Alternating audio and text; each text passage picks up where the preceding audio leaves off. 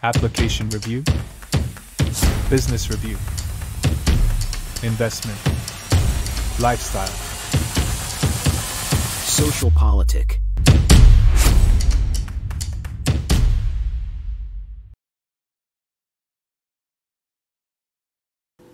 Halo Bapak Ibu, saudara-saudari sekalian, lovers and haters, salam cerdas Indonesiaku. Jumpa lagi kita pada kesempatan kali ini. Bagi Anda yang belum subscribe channel saya, silakan subscribe channel saya. Tekan loncengnya agar Anda dapat notifikasi setiap kali saya mengupload video-video saya. Oke, pada kesempatan kali ini saya akan membahas perkembangan terakhir ya, mengenai persiapan apa itu kampanye lah atau apa dari semua calon dan juga hasil-hasil survei yang oleh pihak kubu 03 tidak dipercayai, tapi mereka akhirnya ngakui bahwa mereka punya survei internal yang katanya nanti kita lihat nih, makanya jangan di skip nih video saya ya.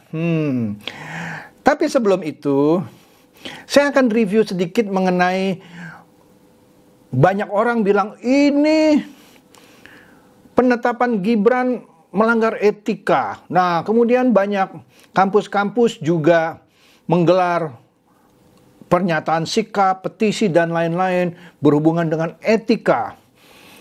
Malah dulu lebih kejam itu istilahnya. Gibran itu anak haram konstitusi karena majunya Gibran itu karena pertolongan pamannya yang bekas ketua MK. Nggak etis itu. Cacat hukumnya ya. Oleh karena itu kampus-kampus bergejolak dan seterusnya. Oke, saya kasih tahu ya. Yang bilang tidak beretika begini, demokrasi kita sedang tidak baik-baik saja. Atas nama etika, saya mau kasih tahu satu. Endasmu etik. Ya, endasmu etik. Kenapa? Saya bisa mempertanggungjawabkan apa yang saya ucapkan. Begini, kita lihat ini satu nih. Kita lihat ini dulu satu ya. Ini dari Detik News itu dari 18 Agustus 2023 disebut di sini soal cawapres pihak Anies Baswedan merasa cocok dengan Gibran. Jadi mereka melihat Gibran itu punya potensi kan? Apa potensinya? Satu, anaknya Joko Widodo. Kedua, dia smart.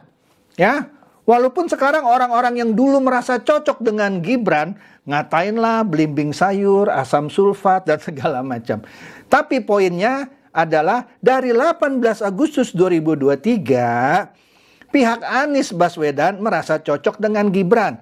Artinya dia juga mengharapkan kan untuk mengambil Gibran sebagai cawapresnya Anies.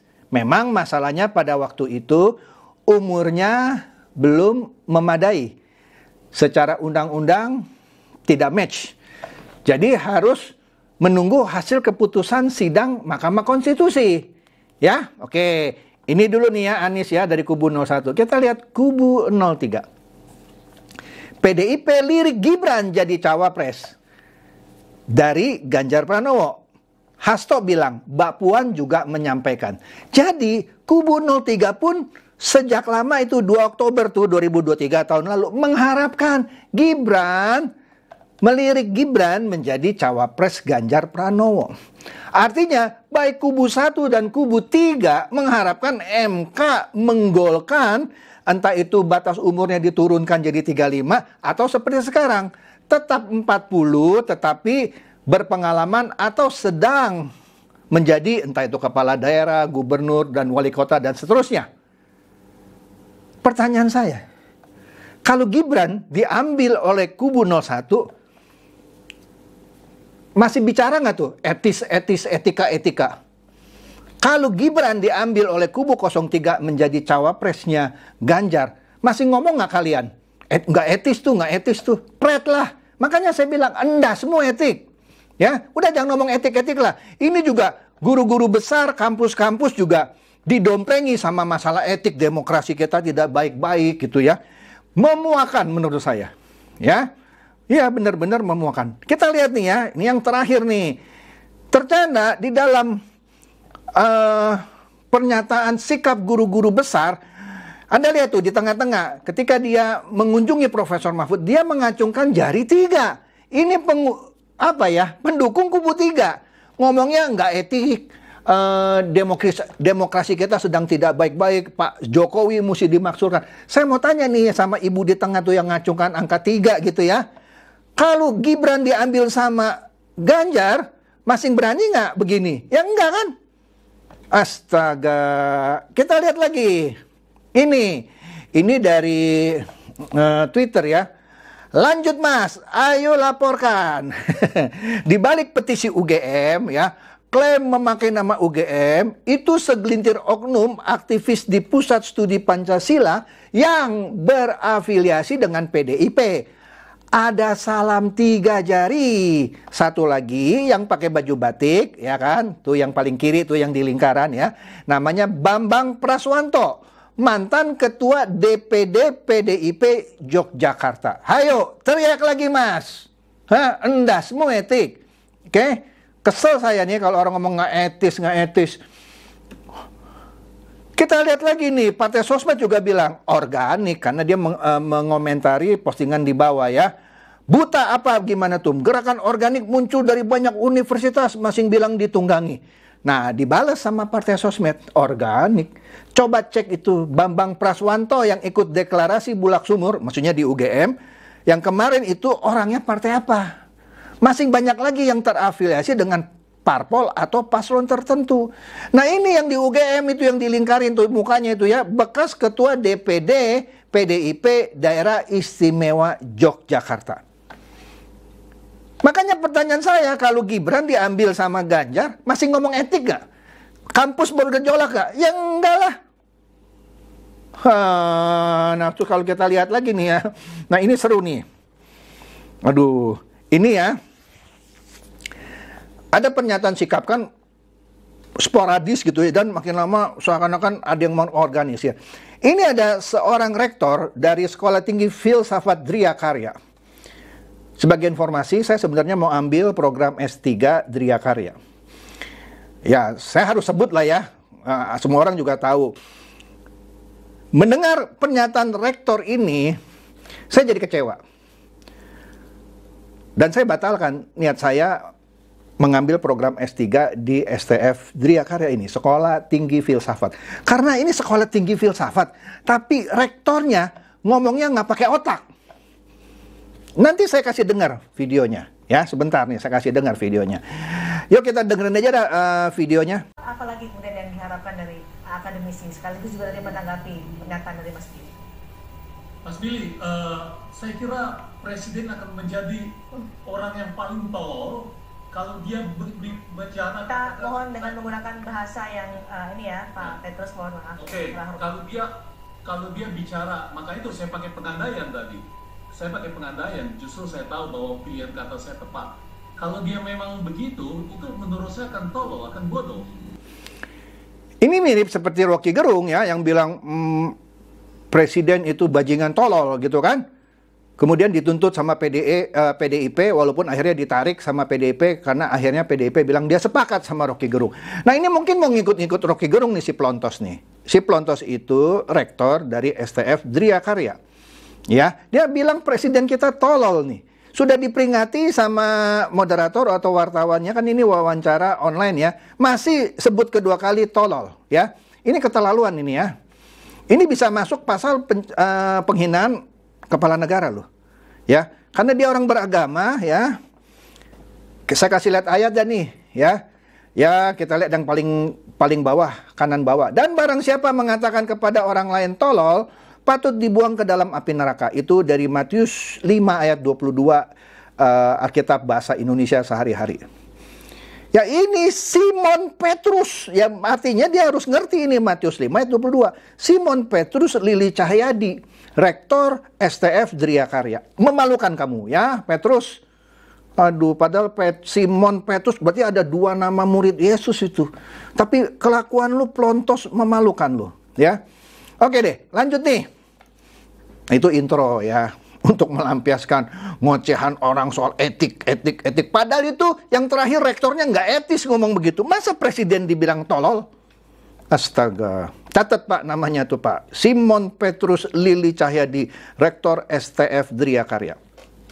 Nah inilah kita masuk ya.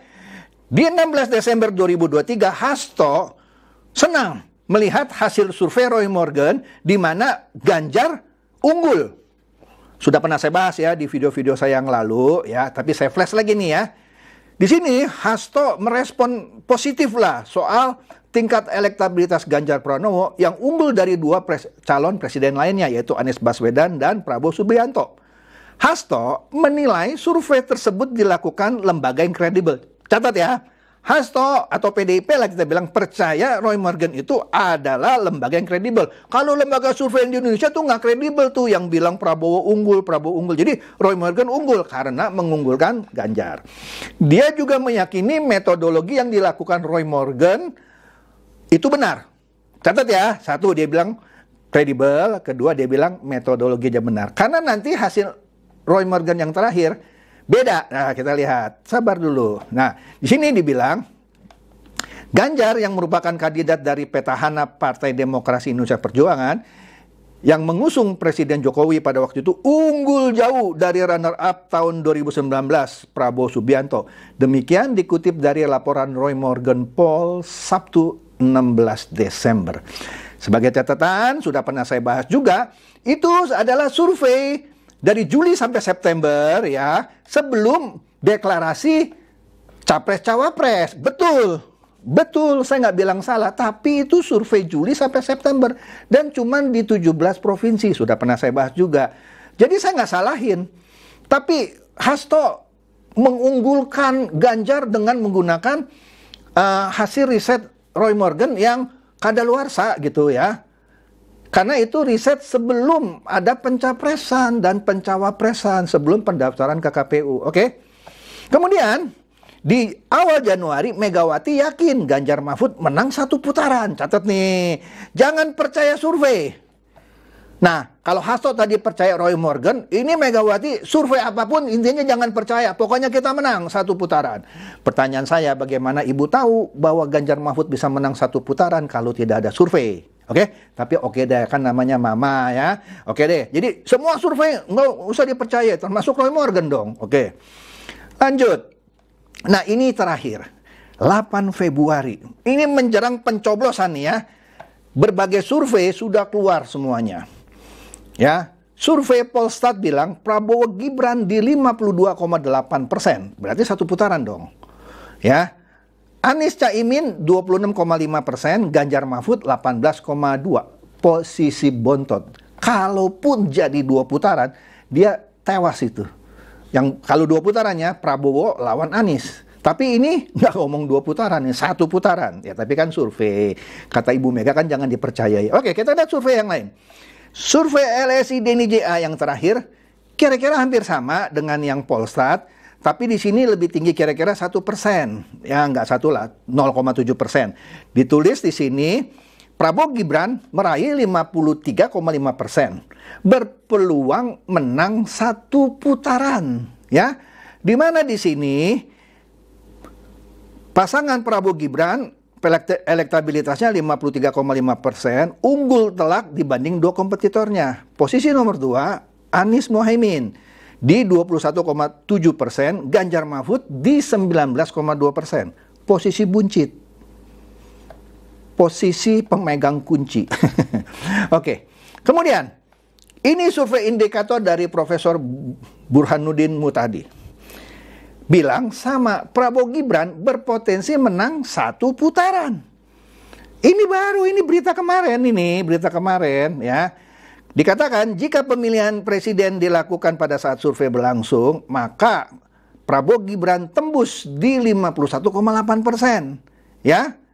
Nah, Muhaimin sama Anies di posisi kedua di 24,1%. Ganjar Mahfud posisi juru kunci lagi di 19,6%. Yang belum menentukan pilihan sekitar 4,5%. Jadi jika menggunakan distribusi model statistik, maka Prabowo Gibran jadi 54%. Anies Mohaimin jadi 24,9% dan Ganjar Mahfud 21,1%. Loser. Oke? Nggak percaya? Lihat lagi yang lain. Roy Morgan yang dielu-elukan oleh Hasto juga bilang sama. Ganjar nangkring di posisi kedua, masih mending, ya. Di sini Muhaimin dan Anies di posisi buncit. Ya, kita lihat nih.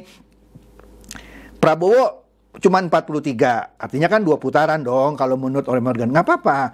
Ganjar urutan kedua di 30%, tetap kalah kan dari Prabowo. Anies juru kunci di 24%, ya. Jadi menurut Roy Morgan ini 2 putaran, ya boleh-boleh aja. Survei kan nggak harus sama isinya gitu ya.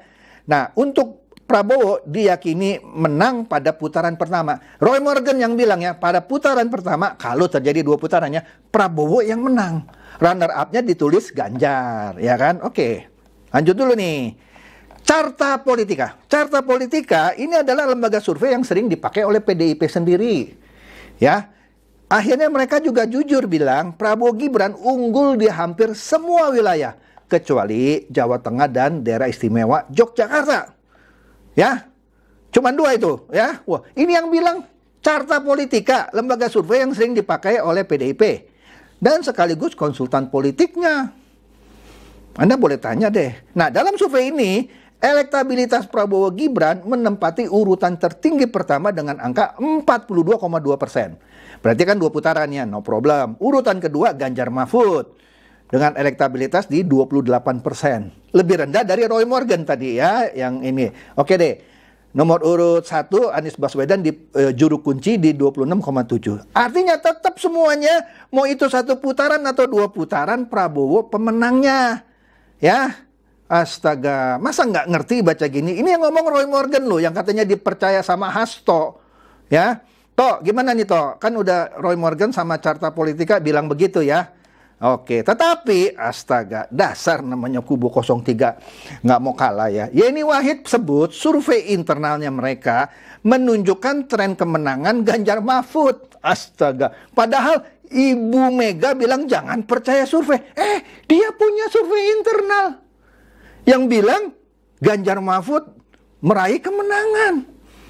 Loh, Ibu Mega seperti dilecehkan dong. Ibu Mega bilang jangan percaya survei, kok ini percaya survei internal. Ya, wah nanti diomelin Ibu Mega lo kalau kalah lo Yeni lo. Karena lu bilang kan ada survei internal ya. Kemudian Andi Wijayanto, ya PDIP juga. Dia bilang hasil survei internal putaran kedua itu adalah 03 dan 01, yaitu Ganjar Mahfud melawan Anies Imin. Aduh, saya mau sakit perut. Mules nih, mau ke toilet nih. Bener deh, dia bilang yang masuk putaran kedua 03 dan 01.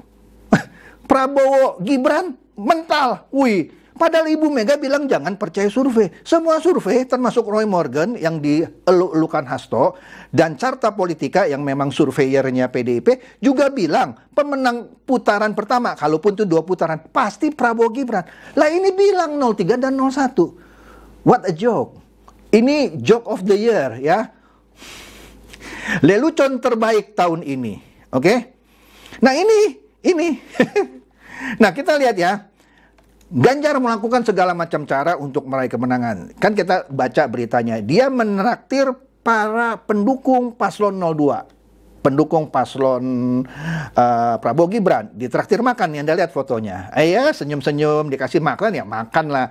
Tapi ketika foto bareng, tetap aja pendukung paslon 2 mengacungkan angka 2 meskipun Ganjar 3. Memang enak, ya kan? Nggak enak kan digituin kan? Oke. Nah, kemudian banyak meme yang bertebaran. Ganjar pernah mengubur mimpi timnas U20 di Piala Dunia. Sekarang ganti kita yang mengubur mimpinya. Waduh, kasihan banget nih. Mau dikubur mimpinya Ganjar jadi presiden. Nah, kita lihat dulu nih ya, satu video ya.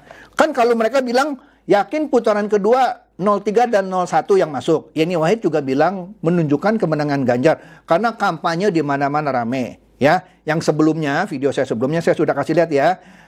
Kampanye Ganjar di Balikpapan, waduh sepi banget gitu ya. Nah, ini kampanye akbar nih di GBK nih ya. Waktu Ibu Mega ngomong masih rame, waktu Slang main musik rame. Tapi ketika Ganjar yang ngomong, penonton itu pada meninggalkan lapangan. Nggak percaya? Yuk kita nonton videonya, supaya jangan ada dusta di antara kita. Yuk, ini dia nih. Masuk ke pasar-pasar, kami ngobrol dengan mereka. Beberapa mereka menyampaikan, ibu-ibu menyampaikan, Pak Ganjar, harga beras 15.000 sampai 18.000 dan tidak turun-turun. Anda lihat itu penonton pada jalan keluar lapangan, lapangannya tengah mulai kosong, yang tempat duduknya juga banyak yang kosong ya. Jadi kasihan ya, pendukungnya milih pulang pada saat Ganjar pidato pada kampanye akbar di GBK. Oleh karena itu, ini muncul ini meme nih, ini hebat nih netizen nih ya. Saya nggak tahu ini benar nggak nih ya, ini kan namanya netizen punya meme, cuman saya bacakan aja karena ini sudah jadi public domain ya. Bunyinya begini, karena jumlah yang hadir di kampanye akbar PDIP di GBK tidak sesuai ekspektasi dari Ibu Ketum, ada isu akan terjadi evaluasi kinerja kader secara besar-besaran di internal PDIP. Mega sangat kecewa atas kegagalan para kader banteng mengumpulkan massa. Kita lihat pada hari ini tanggal 10 Februari ada kampanye akbar dari Paslon 02 Prabowo Gibran di GBK. Mudah-mudahan saya punya kesempatan untuk meliput ya. Nanti kita bandingkan kan ya. Saya akan liput dari awal, pertengahan hingga akhir. Nanti kita lihat apakah hal yang serupa terjadi, karena fenomenanya di Manado itu jadi lautan biru. Ya, lautan biru. Jadi kalau bilang, oh kampanye Prabowo sepi, siapa bilang itu yang di Manado? Anda lihatlah di mana-mana, siapa bilang itu editan ya. Nanti saya kasih lihat nih, mudah-mudahan saya bisa liput ya. Dan akan saya tayangkan lah. Itu aja dari saya, semoga ini mencerdaskan dan mencerahkan Anda semua. Silakan share video saya ini kepada teman-teman, sahabat atau kerabat, supaya mereka tambah cerdas dan tercerahkan. Seperti biasa, terima kasih.